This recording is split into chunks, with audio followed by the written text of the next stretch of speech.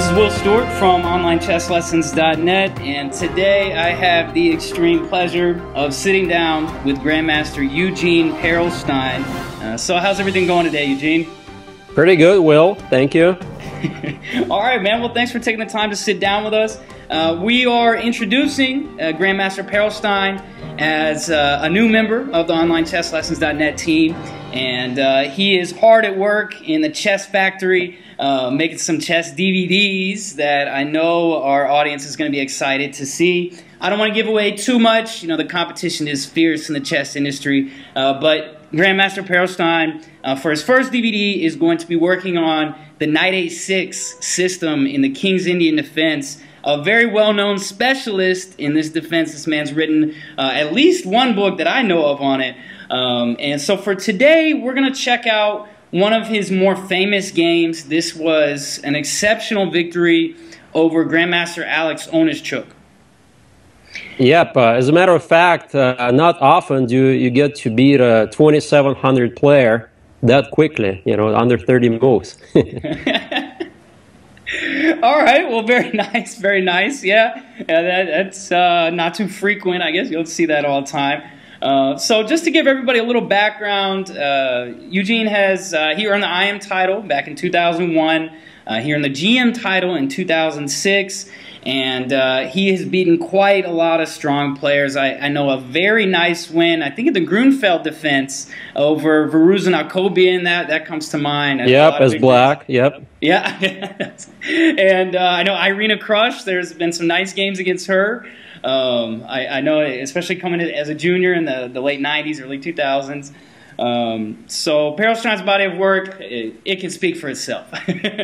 So why don't we go ahead and get started here. In this game, Eugene was playing white, and this was against Onischuk. And opening with d4, you know, what were you thinking, you know, when you saw f5? I don't think Onischuk has played the Dutch here that much. Yeah, I was really surprised. Granted that Onischuk is a very solid player, and f5, you know, coming from a solid player of his caliber was a really big surprise for me. But granted, this was in the World Open, and as everybody knows, in the World Open, you have to win games to really, you know, get your score up to tie for first place. So he was trying to basically play for a win with black, which is risky, but, you know, you have to take chances. Yeah, it definitely is a very interesting choice, because I've noticed that studying a lot of Onischuk's games, the guy is a rock. You know, he is like almost like the old school Soviet chess machine. You know, he just sits there and grinds people until they make a mistake. And I was looking at this game trying to prepare for this, and I was like, you know, what is going on? So let's keep going here. So you played, you know, fairly flexible move order with d4 and c4, knight c3. Knight c3, all normal so far. Yep, he plays d6. Now, one comment here. Why he played d6 over the more common g6, which is the Leningrad Dutch, is here white has an option to play h4. Not sure if a lot of people are familiar with this super sharp system. And the idea is to meet bishop g7 with h5. And all of a sudden, white gets a tremendous attack. You can even sack the exchange on h5 and throw in e4. You know, queen h5 is coming up. And all of a sudden, white has a tremendous attack. So not a lot of players know about this, but I think it's very, very good for white. Yeah, that is a very interesting line. I guess the other thing I was thinking about d6 is maybe bishop g5 isn't quite as effective sometimes. But I think I got to go with you here. Yeah, I think the h4 move is the biggest deterrent. Right. So now after d6, h4 makes no sense. So bishop g5 makes this is the move more you play in the game. And you want to maybe take the knight on f6 if black were to play g6 now. Right. And after e takes f, all of a sudden black is, you know, faced with some really bad pawn structure. Just a positional disaster. So knight bd7 makes a lot of sense. And now I decided to go for the sharpest continuation, just queen c2 and castle alone. You know, why not? Yep, hitting f5 and castling alone. So g6. I believe castle. e6 E6 is also a line here. Is that right? Yeah, E6 is good enough, but I think it's a little bit more passive. It's a little shaky. When white gets in E4, it's, I don't know, I've never felt comfortable with that as black. Right, and the whole point, don't forget, is black is trying to play for a win, so he wants to fianchetto that bishop to get that long diagonal, which makes sense. Absolutely. So he went and threw in G6 here, and you had the immediate castle. So you were ready to go blow for blow, it looks like. So now the rook on D1 is eyeing that queen on D8. So whenever the position opens up, he's going to get problems on the D file. And that's kind of the theme of this game from now on. So he played bishop G7, and now knight H3. And this, knight H3. I think it's stronger than knight F3 because, you know, F5 is very risky because it weakens the E6 square, and that's where the knight is aiming for. Knight F4, knight E6. For instance, if black were to play H6 now, knight F4, H takes G, knight E6, and oops, the queen is trapped. The game's over. It's a nice trap. I've seen, you know, when I was running through this game, I've seen this knight H3 maneuver. It seems to be very effective against the Dutch. Sometimes you'll see it with the G3 system in similar lines. And the key is to simply understand that E6 is a weak square, and that's where the knight is aiming for. Definitely. Definitely. So he played E5 here, and he was trying to keep you out. You know, it makes sense. You cut the knight out from coming to F4, and you challenge white in the center. But now we get the D file problem. So D takes E, and ideally black wants to take with the D pawn, but the problem is E4. And all of a sudden, if he plays F4 to close things up, I can sack my knight. Knight takes F4 and E5. And there's the D file problem again. And this opening the position just...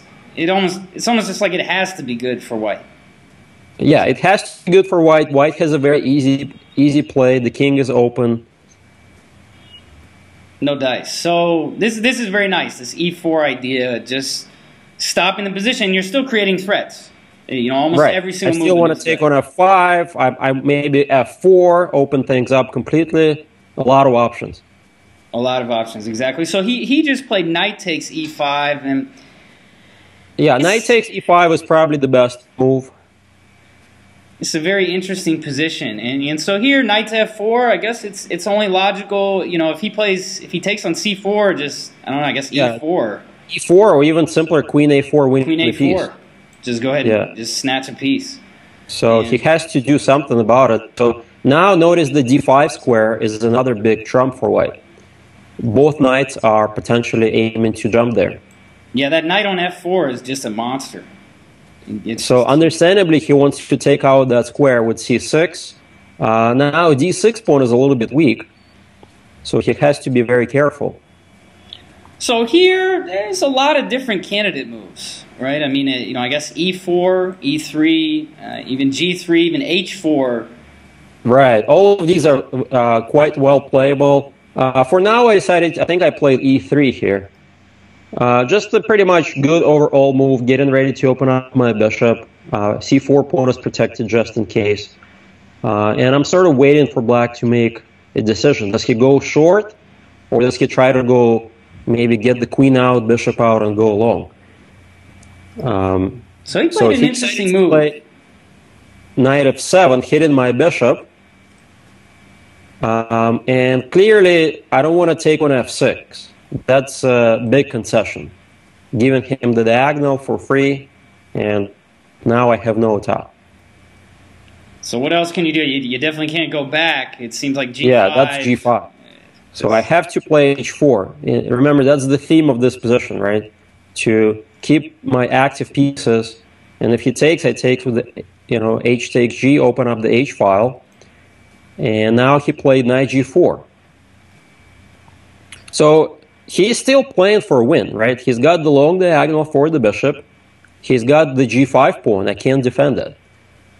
But there is one big problem. The big problem is that black is really underdeveloped. And I think he blunders my very powerful combination. So this started with C5. This, you know, it's a very logical move because, like you said, logical, But the key with c5 is, you know, he had to see my follow-up, which he probably missed. Right. So he probably assumed d5. I mean, it seems like a reasonable move. Yeah, like everything is blocked off. You know, it looks like I don't have any entry points, and you know he's about to snap my pawn on g5. And he's still going to have that big bishop. And here it seems like you got all the conditions for a sacrifice. For those and this, you know, for people who are watching this, you know, I call this like a spider sense. You know, if you have to sense these moments in chess, like when to sacrifice. And I just sensed it, and the rest you just kind of have to calculate it out. So knight takes d5. Clearly, I want to open up the king. He's got to take it. I mean, he can't. Yeah, he has to take it. Yeah. There's no knight f6 check. He can't even take g5. You know, it's just right. He's got to take it. Yeah. Yeah. So this was nice. Now, very important move, bishop b5 check first, rather than rook takes d5. Why? Because after bishop b5 check, he can't block. You know, rook takes d5, he's in big trouble. Right. So the check was very nice, because now his king definitely has to move. He has to move the king, so that's what he did. King f8. Now, another tempo move. Rook takes. Very nice forcing moves. And I guess he's got a couple different places to go with the queen. C7, A5, E7, and G5, right? Yeah, there was a nice counter move to queen E7. Notice I didn't open up the H file for nothing. Rook takes H7. And rook takes knight G6, game over. So it's not good when those kind of combinations are just hanging in the air. It's not a good sign. Yep. So he took on g5. At least he's got to suffer for something, right? He took the pawn. What would you have played? Queen c7 still seems to kind of run into this this tactical motif with knight e6. What would you play though against queen to a5? So queen a5 was possible, but now the queen is kind of cut off completely, right? So there are possibilities here where I get to try to, you know, create some counterattack on the d file. So for instance, either queen d3 right away with the idea of rook d8 check. And another problem that he has, even though white is down a piece, but in reality black's two rooks and the c8 bishop are totally out of the game. So it doesn't even feel like white is down material. Yeah, the queen a5 move, it just logically it doesn't really make a lot of sense. As you just have so many different moves, you know, even queen to b3, for example, just simple stuff that better your position. His queen is queen just so b3, or I like queen d3 with the idea of rook d8 check followed with checkmate. You know, if king f7, bishop c4, king e7, queen d6 mate. It's everything is flowing too good. So he did snatch the pawn on g5 here, and so now just queen d2, a very logical move. Very logical, threatening, you know, mating attack with rook check and, you know, entering with the queen and the bishop on c4. So he tried to defend bishop f6. Really, I mean, what else can he do? Honestly. Yeah, there's nothing else. The c8 bishop can't move. There's no way to stop rook d8. King f7 runs into bishop c4. And then he's basically can't stop the discovery coming up. Yeah, so bishop f6. And here it looks interesting. I mean, you know, it's kind of thinking, well, maybe if black can get a few moves, maybe he's going to play a6 and b5. Right, then maybe he's back in the game. The problem, though, is look at that queen on g5. Notice that the queen is actually smothered. There's no moves. So here, this was very nice. This bishop to d7. Yeah, so it's a weird move. Bishop d7 is very kind of unorthodox decision. You're trying to trade off a bad piece, that c8 bishop. But in reality, it's all about, you know, concrete approach. e6 square is knight e6 is coming up, and there's really no easy way for him to stop the invasion of the 7th rank. Yeah, so bishop d7, it's a weird move. You know, it's definitely not the first thing you would think, especially, you know, you're thinking, well, the bishop is pointing at his king, maybe we can bring the other rook over or something, you know, how to get more pieces in the attack. But sometimes it's kind of the simple move You know, the It's very simple and quite concrete idea. Just, you know, trade the bishop, threaten knight e6, and get the rook to the 7th. Get the rooks to the 7th. Yeah. Okay. So he's got to take it. I don't think he's got to take it. Yeah. There is no other move. So he captures. And yeah. I like to call rooks on the 7th and on the second rank rooks on the lunch row. Okay. There's a lot of pawns to be collected potentially. Yeah. This is starting to look pretty tough now for black. And so he tried to pull out rook e8. I mean, you know, okay, so he got the rook in the game. He's covering the immediate threats. But white still has a couple more resources, and black's, you know, he's almost down a rook. Pretty much. The rook on h8 stood there for the rest of the game. And so white here, you know, not so many candidate moves, I guess, in this position for white. This queen d6 makes the most sense. I mean, I guess you could start munching on pawns, but it's just not forcing. It's just not force enough. Always look for forcing moves first. That's what I tell my students. So queen d6. So, queen d6 check. Now, if king g8, that simply loses to queen d5 and queen f7 mate. So he has to stop, you know, block the check with the bishop. So if rook to e7, I guess you just got the same concept. Knight e6 just wins a queen, yeah, on the spot. Wins a queen. So bishop to e7, he's got to block and attack your queen. And this was a very nice transition. Yep, and now I just basically simplify, getting my piece back with check. So now I simply pick up a queen. And now I get the c5 pawn closer to becoming a queen. That's a strong passed pawn. And so I guess here, material white's up one pawn. Yeah. If rook on h8. And one thing I should also note that, you know, a lot of people may relax here and say that white is just simply winning. But in reality, things are not that simple. You know, white still has to find a few precise moves to finish black off. You know, if black manages to simplify and be just simply down a pawn, it's not the end of the world. You know, especially I'm playing a world-class defender and endgame specialist, so I have to be very careful here, not to give him any chances to come back into the game. Yeah, absolutely. I mean, this was a very smooth transition. This is something that's very tough to do when you have like a killer attack. I mean, even though you did recoup the piece and come out a pawn ahead, it's tough to trade when you're attacking. It is, yeah, it is. So now he plays h6, I think. Yeah.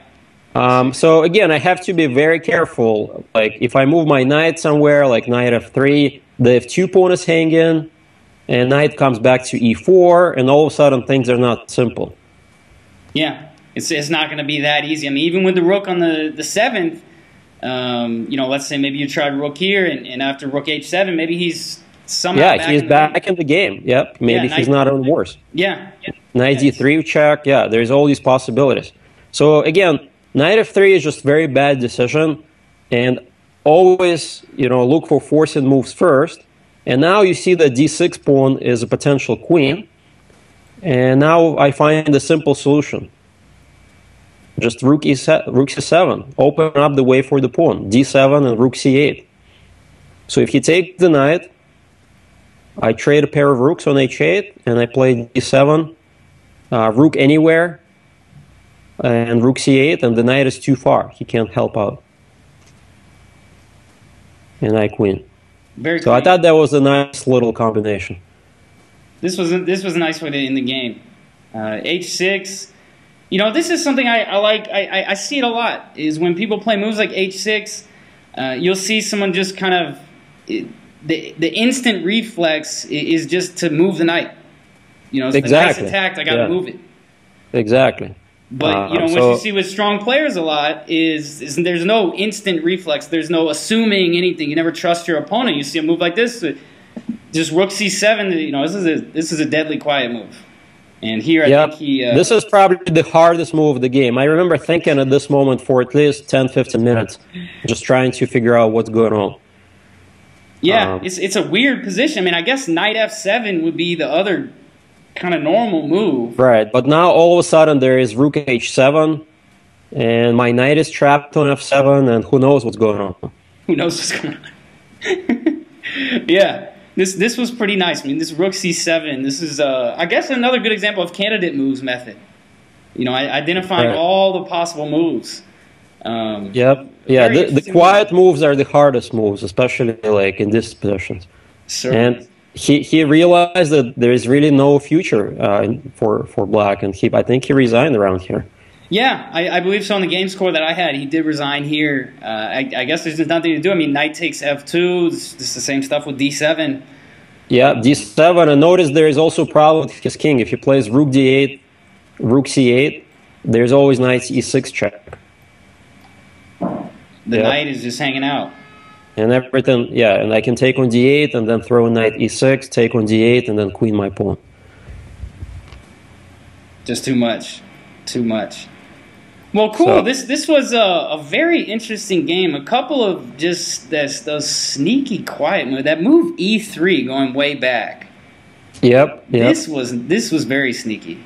I think going back to move 10, just playing e3, this is a very nice waiting move, kind of a simple development, kind of wait for your opponent to make a mistake and kind of a difficult position and commit himself. So that'll do it for this introduction for Grandmaster Eugene Perlstein.